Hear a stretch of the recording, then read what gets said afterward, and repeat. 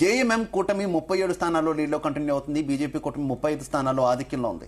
ఇతరులు ఒక్క స్థానంలో లీడ్లో కంటిన్యూ అవుతున్నారు. ఇక్కడ మ్యాజిక్ ఫిగర్ 42గా ఉంది. ఎవరు దానిని చేరుకుంటారో అన్న ఆసక్తి కనిపిస్తుంది. ఇలా ఉండగా బెర్హెత్లో జార్ఖండ్ సీఎం హేమంత్ సోరెన్ ఆధిక్యంలో కొనసాగుతున్నారు. గండేలో హేమంత్ సోరెన్ భార్య కల్పన సోరెన్ ఆధిక్యంలో కంటిన్యూ అవుతున్నారు. ఎగ్జిట్ పోల్స్ ప్రకారం ఇక్కడ బీజేపీదే అధికారం అని ప్రకటించింది. కాగా ప్రస్తుతం ఎగ్జిట్ పోల్ అంచనాలు అయితే తారుమారయ్యే అవకాశాలు అయితే ప్రస్తుతం కనిపిస్తున్నటువంటి పరిస్థితి. రైట్, ప్రకాష్ రెడ్డి గారు మీట్లో ఉన్నట్టున్నారు, అన్మ్యూట్ చేయాలి. ఏంటి జార్ఖండ్ ఫలితం రివర్స్ అవుతున్నట్టు కనిపిస్తుంది ప్రకాష్ రెడ్డి గారు? ఏం లేదండి, జార్ఖండ్ ఫలితం కూడా అన్ని ఎగ్జిట్ పోల్స్ కూడా 37-45 అంటే బీజేపీకి 40-41 42 రేంజ్ తప్ప అంతకంటే ఎక్కువ ఏమి ఇవ్వలేదు. బీజేపీ 50 గెలుస్తుంది, కాంగ్రెస్ 20 గెలుస్తుంది అట్లేమి ఇవ్వలేదు బీజేపీ కూటమి, జేఎంఎం కూటమి. అయితే చాలా ఇప్పుడు స్పష్టంగా అనిపిస్తుంది 40-35, 40-39-38 ఆ రేంజ్ లోనే ఉంది. అది ఏదైనా జరగవచ్చు. ఇంకో కొన్ని సర్వేలు కూడా ఇచ్చాయి 39-30.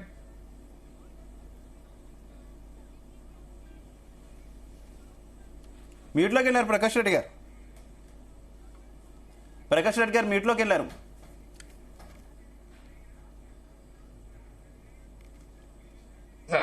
డిస్టర్బెన్స్ వచ్చింది.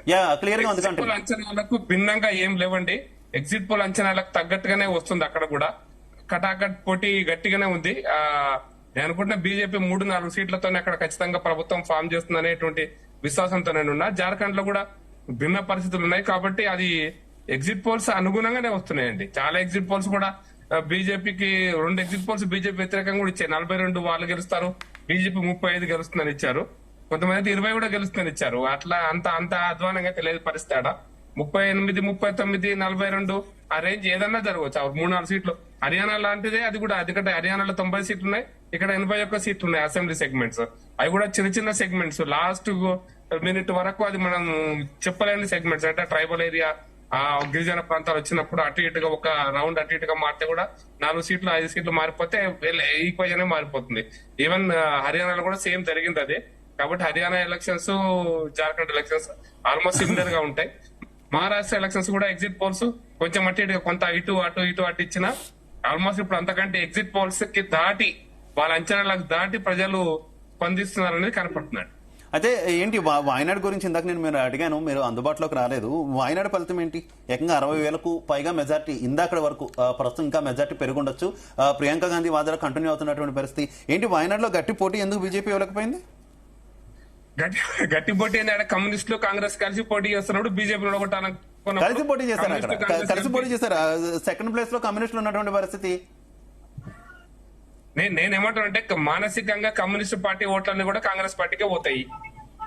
కమ్యూనిస్టు పార్టీ ప్రభావితం చేయగలిగే ఓట్లు అంటే ప్రజలందరూ కమ్యూనిస్టు పార్టీ కాదు కానీ ప్రభావితం చేయగలిగే ఓట్లు కాంగ్రెస్ కి వేపిస్తారు. వాళ్ళు ఎన్ని వేపిస్తారు. సహజంగా వాయనాడు ఒక వర్గం మెజారిటీ అంటే ఎక్కువ ఓట్లు ఉన్నటువంటి నియోజకవర్గం. వాళ్ళ సెలక్షన్ కూడా అట్లే ఉంటది కదా. వాళ్ళ సెలక్షన్ కూడా ఏంటంటే మాకు పూర్తిగా ఒక వర్గం మాకు 100% సపోర్ట్ ఉన్నటువంటి ఆ వర్గం ఎక్కువ ఉన్నటువంటి సీట్లు 2 సీట్లు తీసుకుని పోటీ చేస్తారు. వాళ్ళు వేరే అంతకంటే బెటర్ సీట్ వాళ్ళకి దొరకదు కదా. ఇంకా అందుకోసమనే ఇప్పుడు కాంగ్రెస్ పార్టీ సెక్యులర్ పార్టీ అవునా కాదా అంటే ఇంకా ఇప్పుడు వాళ్ళ పడుతున్న ఓట్లు వాళ్ళు జరుగుతున్న పరిణామాలు ఈవెన్ మహారాష్ట్రలో కూడా జరుగుతుంది అదే. మహారాష్ట్రలో కూడా ఒక వర్గం ఓట్ల కోసం ఎంతకైనా దిగజారుతారు. ఎంతకైనా ఈ దేశం 12 ముక్కలైనా పర్వాలేదు, 20 ముక్కలైనా పర్వాలేదు కానీ మేము మాత్రం ఈ దేశంలో అధికారంలో ఉండాలి, చిన్న రాష్ట్రం వచ్చిన దానికి అధికారంలో ఉండాలనేటువంటి తాపత్రయంతో ఉండేటువంటి పార్టీ, ఈ దేశ భవిష్యత్తును తాకట్టు పెడుతున్నటువంటి పార్టీ. కాబట్టి వాయనాడులో కాంగ్రెస్ పార్టీ గెలవడం పెద్ద ఆశ్చర్యమేం కాదు. అది వాళ్ళకు ఉన్నటువంటి పరిస్థితి, ఆ డెమోగ్రఫీ అట్లాగే ఉందండి. రైట్. వెంకటేశ్వర్లు గారు, జార్ఖండ్ గురించి మనం మాట్లాడుకుంటే మీరు ఇందాక నుంచి చెప్పారు తారుమారు అవ్వచ్చు అని. ఇప్పుడు జేఎంఎం లీడ్లోకి వచ్చినటువంటి పరిస్థితి కొంత లీడ్లో ఉంది. జేఎంఎం కూటమి భారతీయ జనతా పార్టీ కొంత ఎడ్జ్లోనే కొంత వెనకబడినటువంటి పరిస్థితి. ఏం చెప్తారు? జేఎంఎం లో ఫిగర్ మ్యాజిక్ ఫిగర్ వచ్చి 42. ఇప్పుడు కాంగ్రెస్ జేఎంఎం పొత్తులో వచ్చేసి 39 ప్లేస్ కనబడుతుంది, 35 బీజేపీ కనబడుతుంది. కానీ అక్కడ ఆర్ఎల్డీ ఒకటి, సమాజ్వాదీ పార్టీ ఒకటి, సిపిఐ ఒకటి లీడ్లకు వస్తే 100%. నాకున్న అంచనాల ప్రకారం ఒక 4 సీట్లు 3 సీట్లు ఎక్స్ట్రానే ఉంటుంది ఇండియా కూటమి అక్కడ చతకలబడడానికి ఆస్కారం కనిపిస్తుంది మీకు. నేను చెప్పిన ఇంతకుముందే 1 అవర్ బిఫోర్ అదే క్లారిటీ ఇచ్చాను. ఇక్కడ కూడా మహారాష్ట్రలో బీజేపీ లీడ్ అవుతుంది. ఇప్పుడు బీజేపీ కూడా లాస్ట్ లీడ్కి వచ్చేసింది.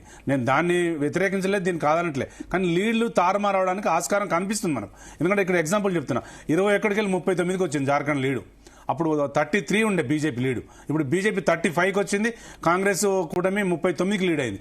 39లో ఇంకా నాలుగు కనపడడం లేదు. దాంట్లో నాకు తెలిసి 40-43 100% వాళ్ళు గవర్నమెంట్ ఫామ్ చేయడానికి ఆస్కారం కనపడుతుంది జార్ఖండ్లో. ఇది ఇంకా వాయనాడుకు వచ్చేసరికి ప్రకాష్ రెడ్డి అని ఏమంటుండంటే అక్కడ కమ్యూనిస్టులు కాంగ్రెస్లు ఒక్కటే అంటారు. కానీ కేరళలో, మీకు పశ్చిమ బెంగాల్లో, తమిళనాడులో బీజేపీ ఆటలు సాగనీయరు. ఏదో ఇక్కడ కన్నుదాగి సావులుటపోయినట్టు 8 గెలిచిరు. ఆ 8 గెలిచి కూడా మీరు కరెక్ట్గా కాంగ్రెస్గా సపోర్ట్ చేసినట్టు కనబడుతుంది. కానీ ఎక్కడ కూడా క్లారిటీగా లేదు. రాజకీయ సమీకరణలు అనేవి ఒకే రోజు ఒకే స్థితిలో ఉండవు, మారుతూ ఉంటాయి, వస్తుంటాయి, పోతుంటాయి. దానికి అనుగుణంగానే ఫలితాలు ఉంటాయి. ఇలా అక్కడ కరెక్ట్ పర్సన్ కనుక బీజేపీ వాళ్ళు పెడితే బీజేపీ కూడా అప్పుడు టఫ్ ఫైట్ ఉండు.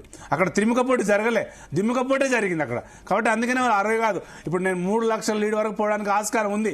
అక్కడ ఎంపీ ఉప ఎన్నిక కాబట్టి ఎన్ని రౌండ్స్ అయినా కూడా తెలియదు మనకి. ఇంకా అందుకనే వాయనాడు అనేది కాంగ్రెస్ ఖాతాలు వేసుకోవడానికి ఆస్కారం ఉంది.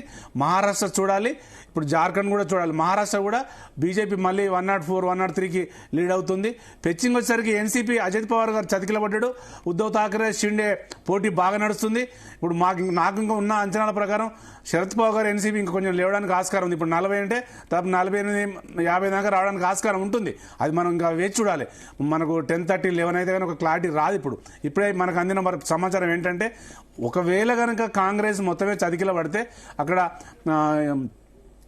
ఎన్డీఏ కూటమి గవర్నమెంట్ ఫామ్ చేయడానికి ఆస్కారం ఉంది. కాంగ్రెస్ మొత్తం చతికిల పడ్డది మహారాష్ట్రలో, ఏం లేదు లీడు. పోయినసారికి ఈసారి లేకుండా పోయింది. రైట్, తులసిరెడ్డి గారు ఒక్కసారి జార్ఖండ్ దగ్గరికి వెళ్దాం. తులసిరెడ్డి గారు, మహారాష్ట్రలోని కనుక మనం చూసుకుంటే జార్ఖండ్ సంబంధించి టోటల్ 81, కాబట్టి మ్యాజిక్ ఫిగర్ 41. ఇప్పుడు మెజారిటీ ఎగ్జిట్ పోల్స్ ఏమో ఎన్డీఏ కూటమికి ఇచ్చాయి, కొన్ని మాత్రం ఇండియా కూటమి కూడా ఇచ్చాయి. దైనిక్ భాస్కర్